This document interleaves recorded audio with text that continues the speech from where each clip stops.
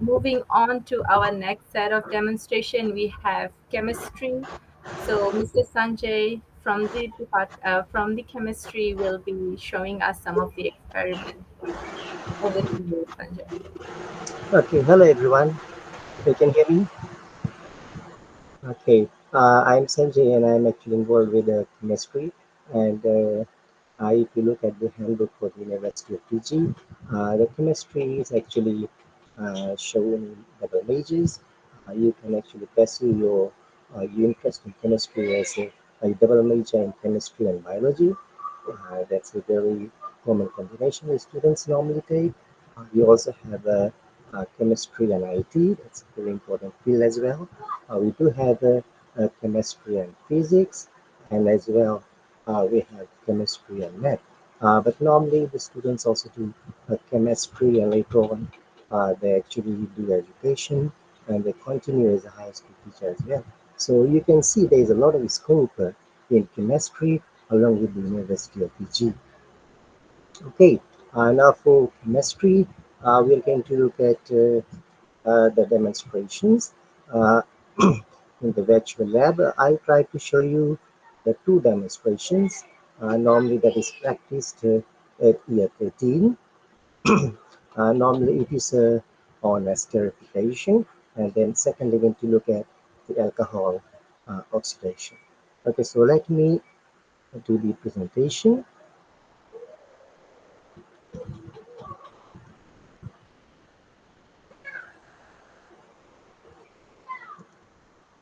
Are you able to see the screen?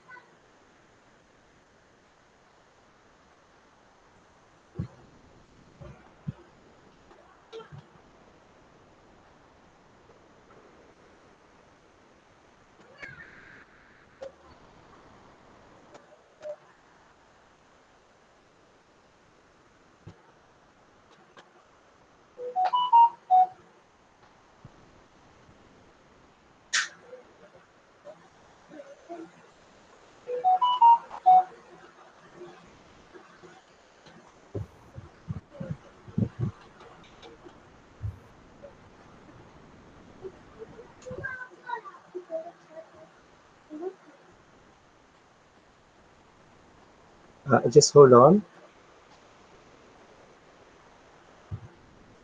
Just look for the window, is it?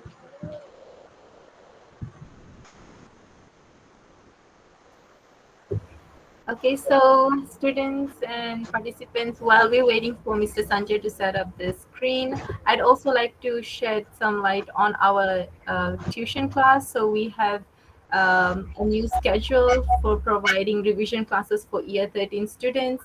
I'll be sharing the link in the chat box as well, so you can share this information with your friends and colleagues as well. Okay. Are you ready, Sanjay? Just hold on. Okay. No worries. So we have different subject areas for the tuition classes, including biology, chemistry, and physics. If you're interested, then please join us every week. The details are provided on this link that I'll be sharing through the chat box. Okay.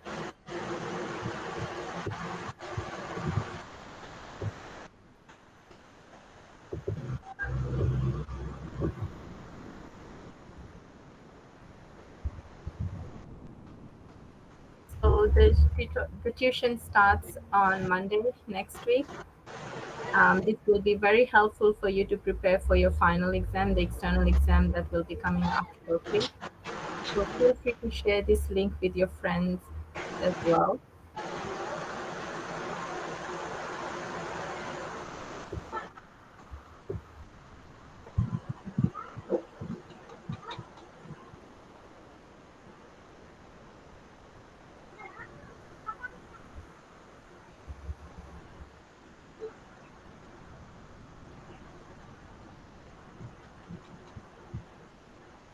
Great, Sanjay. You're able to see the screen now. You cannot see the beyond slab screen, isn't it? Sanjay, don't stop presenting. Don't press that. Okay, Just ignore that. Ignore that. ignore this. Right. The screen is visible.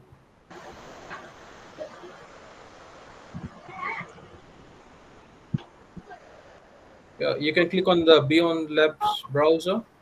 Yeah, Right now, it's visible to us. it's visible. Okay. Yeah, thank Okay, you. thank you, everyone. For chemistry, this is actually web-based, and for chemistry, there is a lot of options. You can do the labs on calorimetry, density, gases, inorganic, organic qualitative analysis, organic synthesis, quantum vibrations, and so forth. So there is actually a lot of uh, combinations of the labs that is available virtually, but there is not enough time, so we won't be able to go look into all of those. So what I'll do some of the demonstrations on organic synthesis.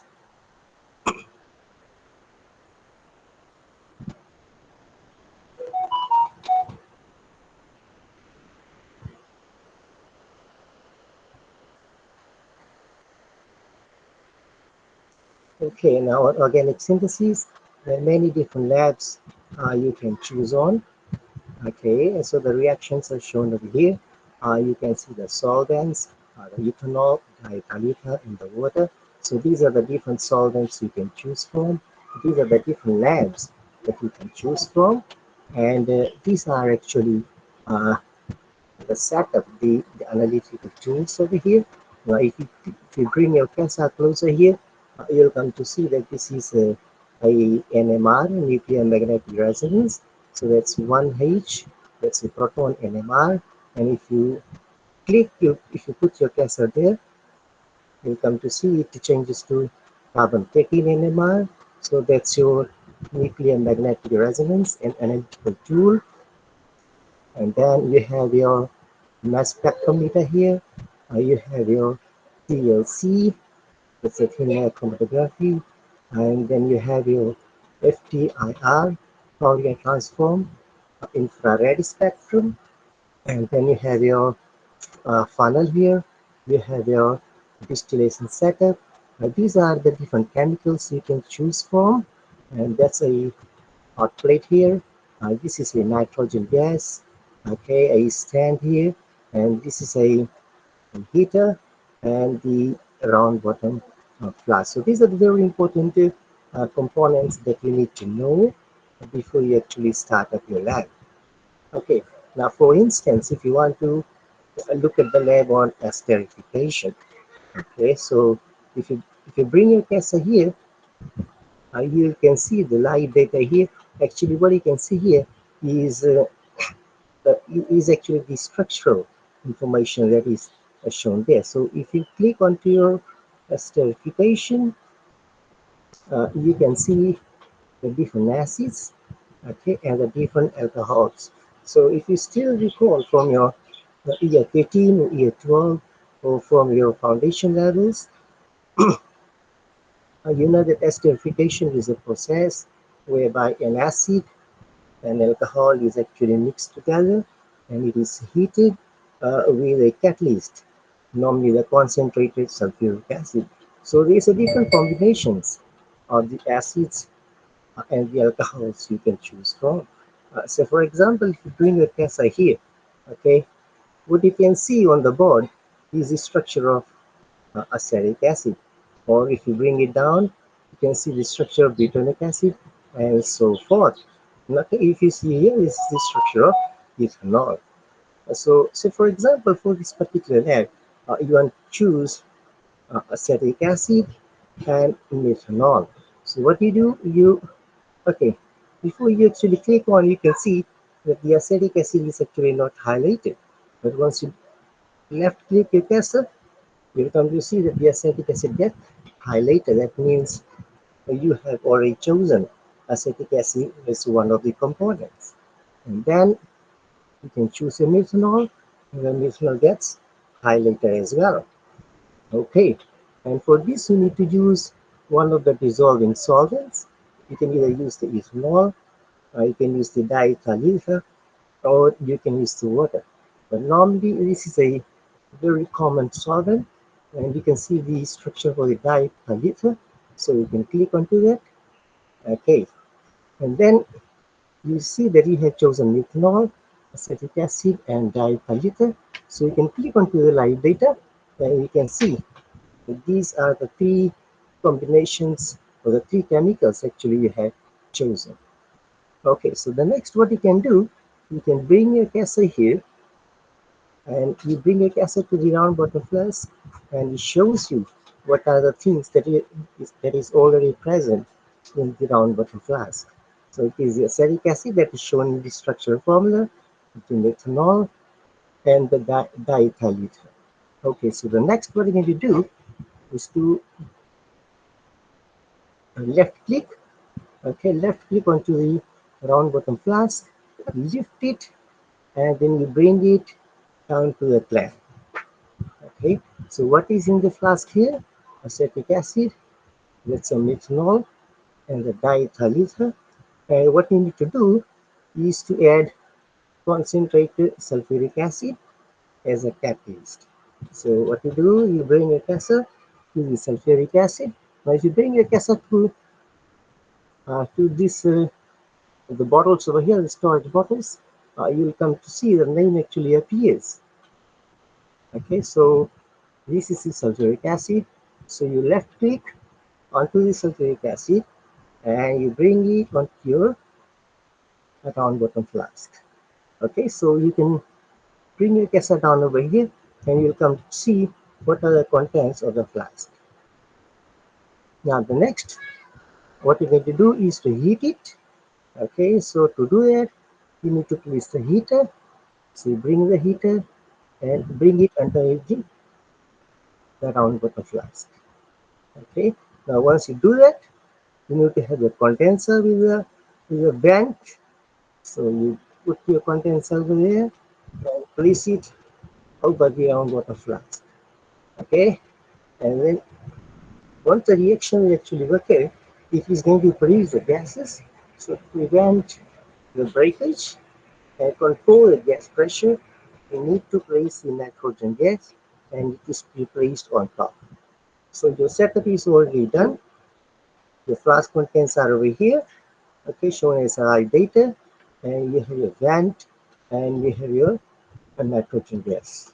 Once you have done that, you can start your reaction. But before you start your reaction, you can check your reaction by looking at the TLC. Now this TLC is the thin chromatography, okay, and it actually shows you whether the compound has already started to split or not. So what you can do, you can do the left click and bring your TLC and drop it over here. You come to see that the splitting has not been done as yet. So if you want, you can save the data, and it goes onto the lab book. So all the data is actually saved onto a lab book over here. Okay, so what we do, we begin the reaction. Okay, so we come to the live data again. Okay, and we start the reaction. So the reaction has already started. Okay, so what do you think will be the product over here? If you recall from your previous studies, there is an acetic acid and methanol.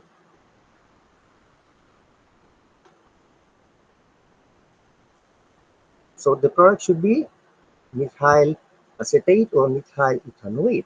So we cannot see the product formed as that. So what we can do, we can always check it by bringing the TLC over here.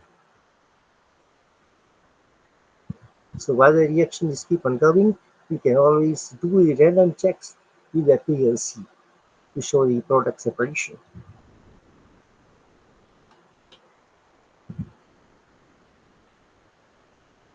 To make the reaction go fast, if you want to save time, then you can just click onto over here, and you can advance the time by 10 minutes. So let's see if we just click over here.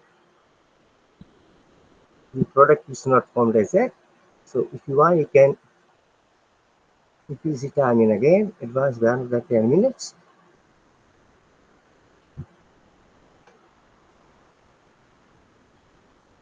And you can always check it with the PLC as well.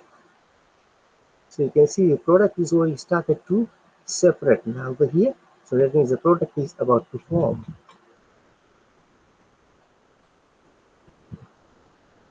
So if you want to save time, you can give another 10 minutes.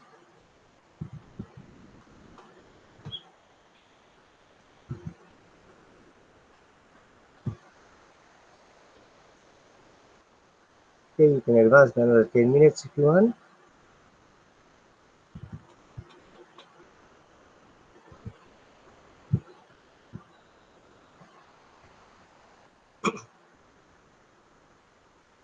You can bring your PLC and check your product again and save it.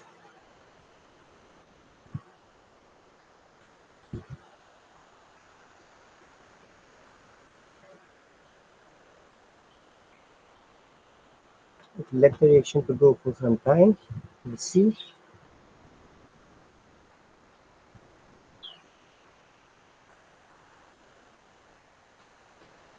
Advance by another 10 minutes.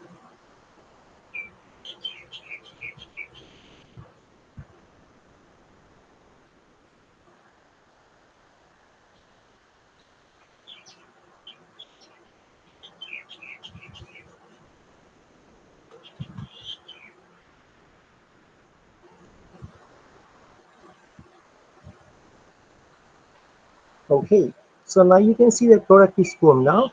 Okay, so what we have to do, we have to wait for so long, and if you want to prevent that, so you can always advance the time to see the final product. The final product is methyl acetate, and if you bring your cassette close over here, you'll come to see the structure of methyl acetate.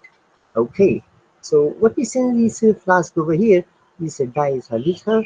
We have the excess of sulfuric acid, which is acting as a catalyst, and we have a major product as the methyl acetate. So what we want to do is to separate our methyl acetate. So in order to do that, we bring our separated funnel and place it here. And then we want to do the separation. So there is a different combinations you can use. You can use either water, or if you want, you can do the base separation with sodium hydroxide, or you can use the hydrochloric acid to do the acid separation. Maybe for simplicity, normally we use water. So what we do, we bring the water and you add it onto the separated funnel. And if you bring your gas over here, you'll come to see the two different layers. The lower layer is the aqueous layer, that's the water, and the upper layer is the product over here, that's the organic product, that's your methyl acetate. So in order to do the separations, okay, what you do, you bring your gas over here and you try to bring the round bottom flask that is somewhere at the back. So it was over there. Okay, so now it has separated the two liquids. This is your diethyl and this is your methyl acetate. Okay, so if you bring your gas here, you can see the two liquids being separated. Okay, and this is the organic product that we were actually looking at, and that's the methyl acetate. So what we need to do next is to look at the spectral data for the organic layer. Okay, to do that, what we'll do, we'll bring your carbon 13 NMR. Okay, so you left click onto your carbon 13 and bring it onto the organic layer over here. Okay, so that is a graph that is actually generated, you can see. Okay, now what you see is the splitting of the carbon based on the chemical shift. Okay, this since the carbon atoms are in the different chemical environment within the molecule. So you come to see that this particular carbon over here that is actually measured at almost 20 ppm. Okay, is very close to the dissolved medium of tetramethylserine. Okay, so that means this carbon is not attached to the electronegative element. These are the things, is the extra information that the students actually need to read on, okay, to present the data as a discussion part. And if you look at this particular carbon over here, this particular carbon is having a very nice splitting, you can see. It has a greater chemical shift of about 170 ppm, and that means this particular carbon is actually attached to a electronegative element. Okay, so what you can do, you can save the data and it gets saved onto the lab book. Okay, the next what you can do, you can click onto over here, do a left click, okay? Do a left click and you'll come to see like the proton HNMR, and then you can bring your cursor and bring it to the organic layer over here. Okay, so this shows the splitting of the proton. So the two protons have been splitted. Actually, this is at a 0, so that means this is actually the splitting that is shown for the dissolving solvent, and this is the similar you can see for the hydrogen. That is the splitting that is actually shown at actually 6.2, and this is the peak height of 1.00 for the splitting of 1H NMR. You can save the data and get saved onto the web book. Okay, the next what you can do is to look at its mass spectrometer. So you can bring your mass back and you bring it to your organic layer here. Okay, let's see. For the mass spec here, at times what you need to do for the mass spec, you need to do many trials as for the mass spec to get your data. Okay, so that's the mass spec. Then what you can do, you can do FTIR, bring your FTIR, and this actually shows the different functional groups, okay, based on the chemical shift. Okay, so it shows the positions of the shifting in the positions are based in ppm for the different functional groups. So you can also save the data here. So that's one of the combinations for the esterification you can do. So all the data gets actually saved onto the lab book, and this could be actually used during the discussion purposes. Now what you can do, you can clear your lab, you can go back to the stock room, and then you can go back to the esterification, and you can choose the different acids and the different alcohols as well. So for example, you can take butanoic acid this time, and then you can take 3-methyl 1-butanol, so it gets highlighted, and then choose your dissolving solvent, that's the ether, and all of them are actually present in your round bottom flask over here that is shown on the screen. And then you can bring your round bottom flask. Then the same way you can bring your heater, but before that, don't forget to add your catalyst. So bring your catalyst, add it onto your round bottom flask, and then the next is to control the gas pressure. So you put the vent and you put the nitrogen gas.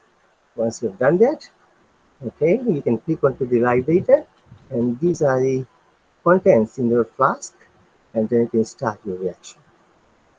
So what do you think is the final product over here? This is 3-methyl 1-butanol, and this is your butanoic acid. Okay, so the reaction is going on. It's going to take a bit longer, so you can advance the time by 10 minutes. You can click on it to save the time.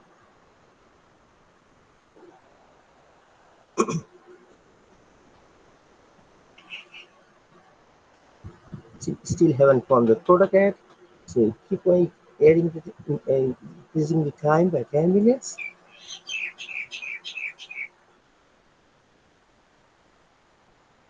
So advance by another 10 minutes, let's see.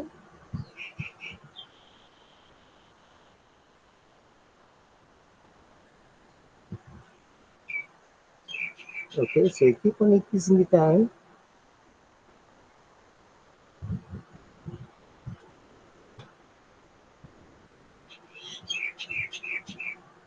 Okay, so that's a product that is formed over here.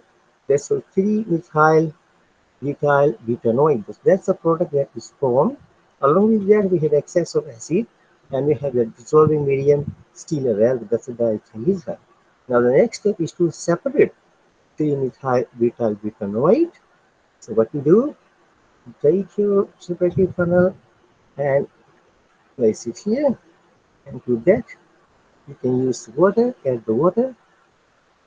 Now once you add the water, and you see the two different layers. Okay, the bottom layer is the aqueous layer, that's the water, and the upper layer is the organic layer. There's a combination of 3-methyl butyl butanoate and diethyl ether. Okay, now in order to separate these two, you bring your caster back, try to look for the round bottom flask, and then you need to do a bit of a trial to get your round bottom flask that is actually hidden at the back. So this there. Okay, so if you look at the funnel contains the organic layer, and this time your round bottom flask contains the aqueous layer, that's the water. Okay, now next what you do is to do the spectral analysis. So for that you need to look at your organic layer, and then you can bring your 1 hydrogen NMR.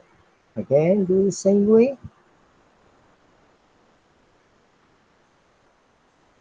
Okay, do it again. Let's see.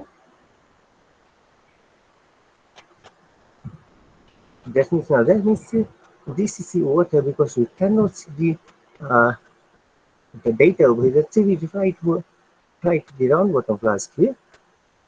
Yeah, so that means the round bottom flask was containing the organic layer, and we can see this splitting. For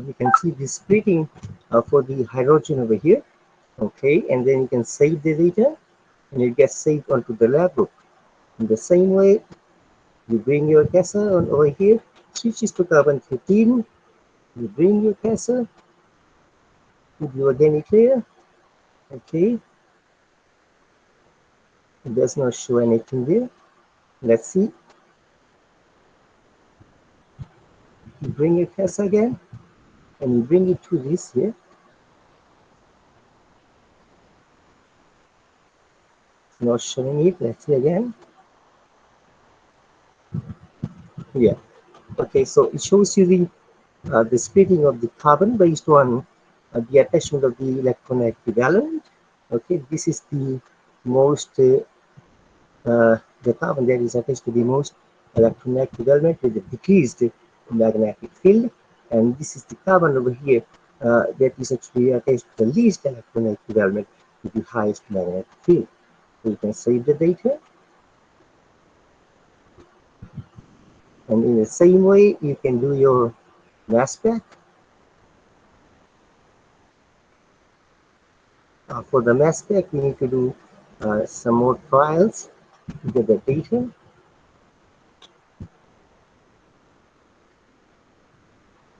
Okay, and then you can do for your FTIR to show the different functional groups.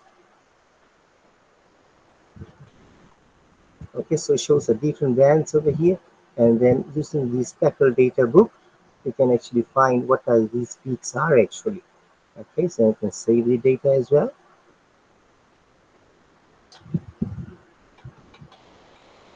Okay, and if you want to do the crystallization as well, okay, for the product over here, this is a crystallization over here. What you can do, you can bring your crystallization, and let's see if you're able to do the crystallization of the product. In this case, it is not possible. Okay, to be seen, the product over here is actually not a pure product to be obtained, so it's highly crude. So that's why you actually cannot do the crystallization to do the further purification of the product over here. Okay, so that's one of the labs that you can have a look at, and you can, if you look at the stock room again, and you can do the different combinations of the available acids and the alcohols to get the results for the esterification. Okay, now what we'll do next is to look at the other lab. The other lab is on the alcohol oxidation, so we'll do the other lab. Okay, and we have a look at alcohol oxidation, and we'll come to see there's a different combinations of the alcohol you can actually work on. I'll do the demonstrations on two types of the oxidation. One is the controlled oxidation. Okay, remember that the alcohol gets oxidized firstly to the aldehyde, and then it gets oxidized to the carboxylic acid. And during the controlled oxidation, the alcohol will only get oxidized to the aldehyde, and it will not get further oxidized to carboxylic acid. And in the second one, the alcohol has no control over the oxidation, so the alcohol will firstly get oxidized to the intermediate, let's say aldehyde, and then get further oxidized to the carboxylic acid. So for that purpose, we can look at the benzyl alcohol. So you can click onto the benzyl alcohol, okay, and you can choose the solvent is the diethyl ether, and you can bring your cursor here to the round bottom plus, and it shows you the contents in the round bottom plus, okay, and then you can bring your round bottom plus onto the clamp here, and then you can go to the live data. The live data shows the contents of the flask, shows the benzyl alcohol in the flask, and it shows the dissolving medium, that's the diethyl ether. Okay, so firstly what I'll do the controlled oxidation. Okay, for controlled oxidation, you have to use a chemical known as PCC. Now this PCC is the pyridinium chlorochromate, and this PCC leads to controlled oxidation, whereby the alcohol will get oxidized to the aldehyde and will further prevent its oxidation to the carboxylic acid. So the structure of the pyridinium chlorochromate is shown on the board over there. So what I'll do, I'll left click onto the PCC, and sorry, I'll do it again and bring it onto the flask over here. Okay, so these are the contents of the flask. Okay, with the PCC over here. Then the same thing, I bring the heater, and then I bring the condenser, and then I'll fix the nitrogen gas. Okay, and then you can initially check the separation. So what you do, you bring your PLC, and you'll see that the separation is not done as that. So you can save the data. Okay, and then you can start the reaction.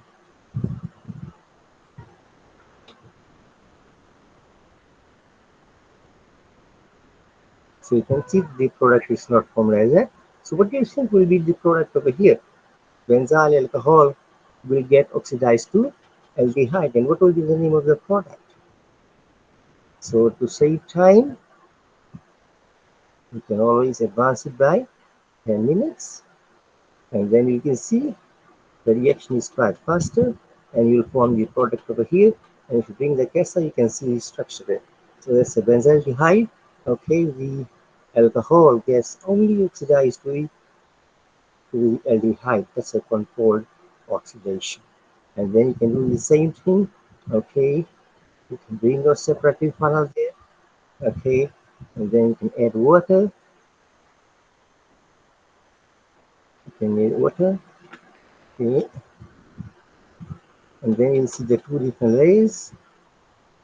You'll see the organic layer, and you see the aqueous layer, and you can see the round bottom flask is somewhere at the back. Okay, so you try to pull it. Okay, so it's over there. So you can see the organic layer, and you can see the aqueous layer over here. Okay, now to quantify the organic layer, you need to do the spectral measurements. So you do the same thing, and then your carbon 13 NMR. So that's the splitting of the carbon over here based on the attachment of electronegative element. Okay, saving the data. In the same way, you can switch it to 1H NMR, and then you can measure the spectral data for the proton NMR.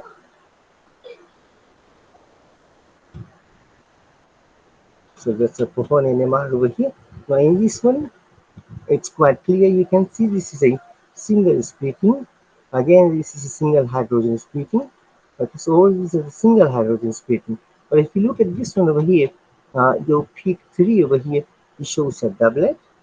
Okay, so it's the hydrogen splitting into a doublet over here, or if you look at your four, okay, your peak four again, it shows you the splitting into three. It's a triplet. Similarly, for your peak five, you can see the splitting into quartet over here. Okay, so it shows you the different splitting of the hydrogens over here as well. Okay, so you can save the data, and in the same manner, I can do the FTIR as well. Show the different splitting of the functional groups based on the chemical shifting. Okay, so in the same manner, you can try uh, the uncontrolled oxidation. To do that, we need to clear the lab. We go back to the stock room. We go to the alcohol oxidation. We choose the same alcohol. Okay, so we choose benzyl alcohol again, and we will choose ethyl ether. Okay, and we check the live data, and these things are present in the round bottom flask. We bring the round bottom flask here. Now this time we need to choose a different chemical over here. Remember that the PCC was for the controlled oxidation, where the alcohol gets only oxidized to aldehyde. But this time we can choose another chemical. Okay, this is chromic sulfuric acid, and this is a uncontrolled oxidation whereby the alcohol will get oxidized to the carboxylic acid. So what we do, we add it down bottom flask. Okay, and in the same way, we bring the heater. Okay, and then we bring the vent. It's the nitrogen gas. Okay, and then what do you think will be the product over here? Benzyl alcohol will get oxidized to the benzoic acid. But before you do that, we check our separation. There is no separation done as that.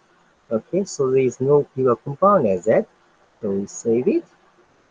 Okay, and then we start the reaction.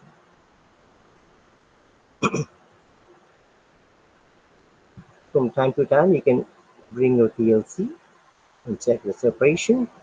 Okay, so the separation is not happening as that.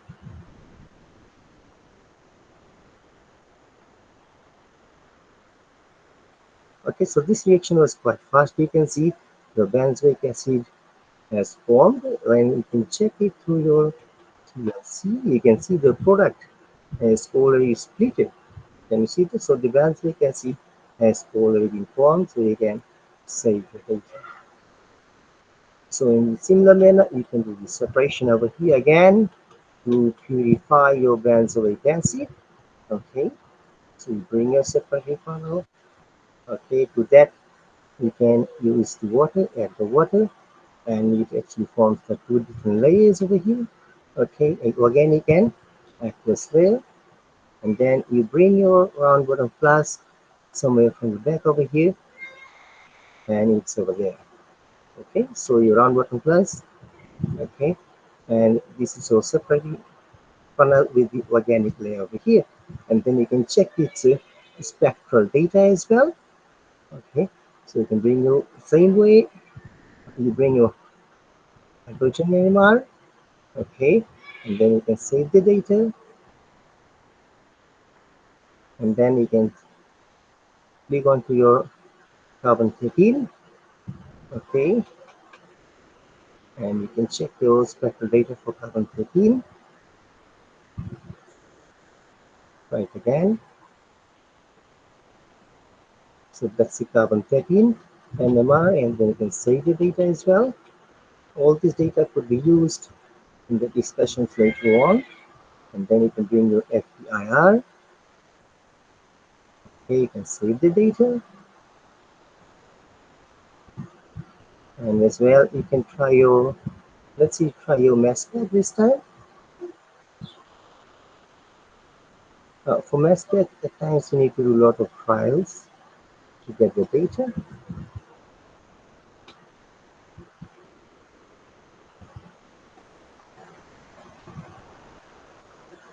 Okay, so all these actually are present in your live data and present in your lab book as well, and this could be actually retrieved, okay, to do the discussions.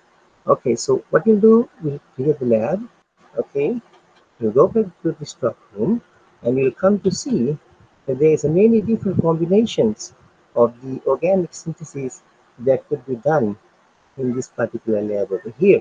Okay, but very common ones were the esterification and alcohol oxidations, which were quite common and much easier to follow.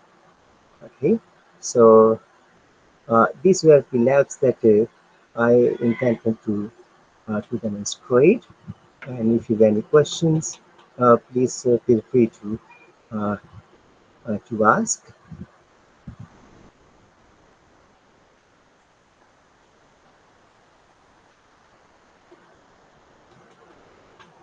As Okay, over to the host now. If there's any questions, the students can ask, or they can put in the chat box. Thank you so much, Sanjay. So those were the chemistry experiments that was demonstrated by Mr. Sanjay. Thank you. So thank you, Sanjay, once again for the experiments, including the liquid chromatography as well as the NMR. Those were some important chemistry demonstrations that were showcased by Mr. Sanjay.